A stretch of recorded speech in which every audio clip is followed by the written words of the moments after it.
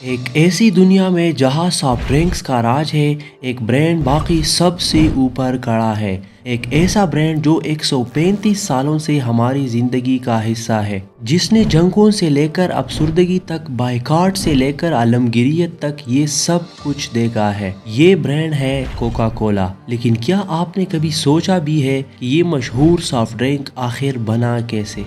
Georgia کی ایک چھوٹے سے فارماسسٹ کے پاس ایک ایسا ویژن تھا جو دنیا کو ہمیشہ کے لیے بدل دے گا۔ 1886 میں جان پیمرٹن کولمبس جارجیا میں ایک فارماسسٹ روزی کمانے کے لیے ایک نئے طریقے کی تلاش میں تھا۔ وہ جنگ کے دوران زخمی ہو چکا تھا اور مورفین کا عادی ہو چکا تھا۔ اس کا خیال تھا کہ ایک نیا سافٹ ڈرنکس ان کو مورفین کی ایڈکشن سے نکال سکتا ہے۔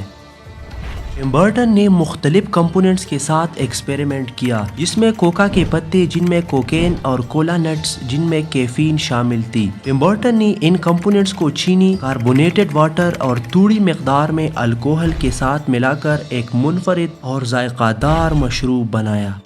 یہ مشروب کولمبس میں تیزی سے مقبول ہو گیا۔ پیمبرٹن نے اس شہرت کو خوب کیش کر دیا۔ اس نے اس مشروب کا نام کوکا کولا رکھا اور جارحانہ انداز میں اس کی مارکیٹنگ شروع کی۔ لیکن پیمبرٹن کی کامیابی بہت کم عرصے کے لیے تھی۔ وہ خود بھی کوکا کولا کا عادی ہو گیا اور اس کی صحت گرنے لگی۔ اس نے کوکا کولا کا فارمولہ اٹلانٹا کے ایک مشہور بزنس مین ایساگریگز کینڈلر کو محض $2300 میں فروخت کر دیا۔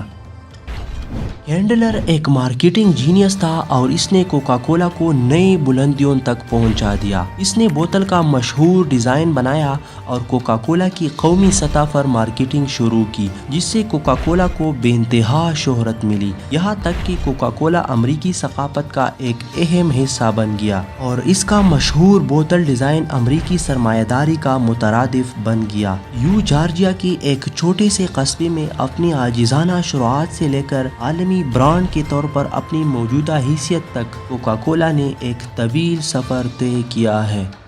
یہ ایڈوانسمنٹ، کنسسٹنسی اور مارکیٹنگ کی ذہانت کی کہانی ہے۔ اس لیے اگلی بار جب آپ گرمی کی شدید دن میں ٹھنڈا کوک کھولیں گے تو پیمبرٹن ایساگریگز کینڈلر کی کہانی اور اس مشروب کو یاد رکھیں جس نے دنیا کو ہمیشہ کے لیے بدل دیا۔